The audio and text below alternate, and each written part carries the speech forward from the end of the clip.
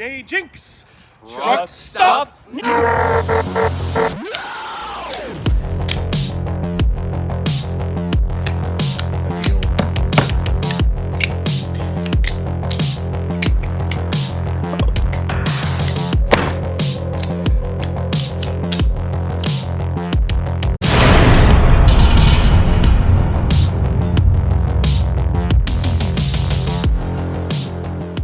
JJ Jinx, and I'm here to talk about a knife that I just picked up from Amazon. First, I'll show you the knife. Look at that. This thing is badass. Now, let's talk about the presentation. Bam! There are these golden streaks interwoven into the cardboard, and we were presented with an artistic representation of a rhinoceros. Now, I'm not entirely sure how to pronounce this name. Newootz? Newootz? Never heard of him. It was one of those things that just kind of popped up on my recommendation lists. It really caught my attention. It's one of those magnetic boxes. We are presented with a piece of foam. Quality control certificate. This knife was manufactured in December of 2021. About a month ago. And a little pamphlet with some company information. We get a microfiber cloth bag. Very handsome. I never use them, but there it is. And a microfiber cleaning cloth. I use these to clean my glasses. And a nice foam cutout for the knife. So this company makes actually pretty expensive stuff. This is one of their more budget-end knives. There's another one they make that's like $40 that comes in a couple of different colors. And I was going to get one of those until I saw the skull-themed knife. There's a lot of excellent things about this knife. To begin, the blade is made of D2 steel. It's got a slight recurve and a Tanto-ish style to it. Very nicely polished. It is super sharp, which is good because, well, it's a knife. And also, sharpening on a recurve is not the easiest thing to do. The lockup is solid. It's riding on bearings, and it has one of the strongest detents that I've ever encountered. It actually takes quite a bit of force to get it to go. Yeah, but that's not a bad thing, right? It'll only open when you want it to. A couple of other details. Obviously, it comes with a lanyard, and it's got a badass fanged skull on it. And a little more obviously, in the laminate G10 scales, we've got a carved skull.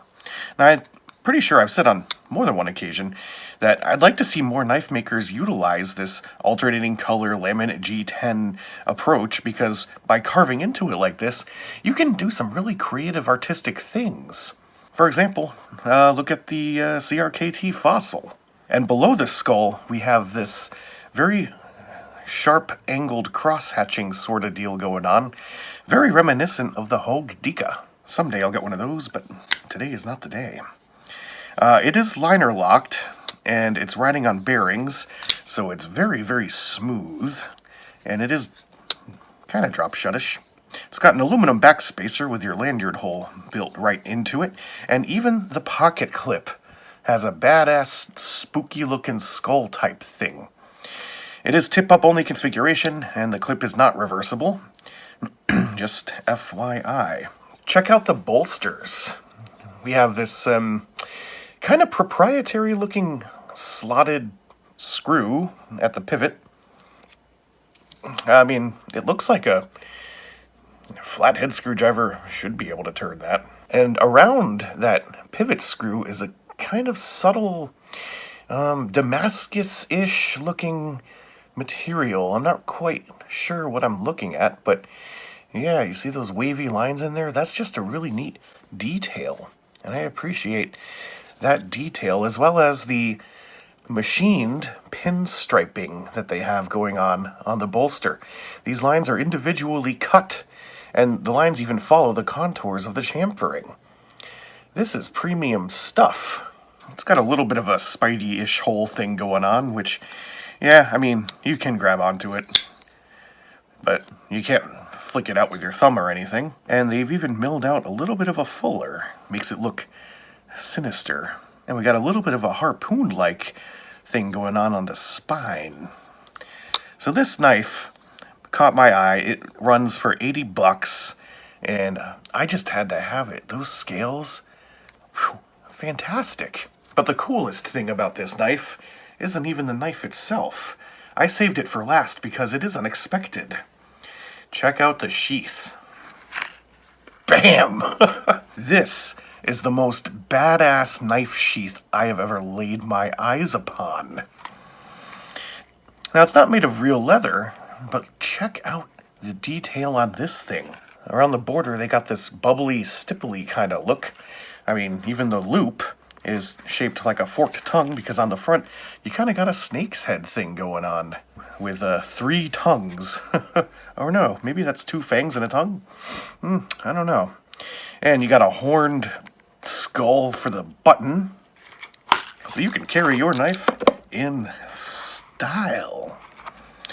Now, the horned skull thing is a neat look, but that's also what you have to press to snap it, which, it's a very secure snap. This is the kind of knife I would expect somebody with snakeskin boots to be carrying. Maybe snake pliskin, perhaps. So for $80, you get a lot for your money, in my opinion. Lots of attention to detail.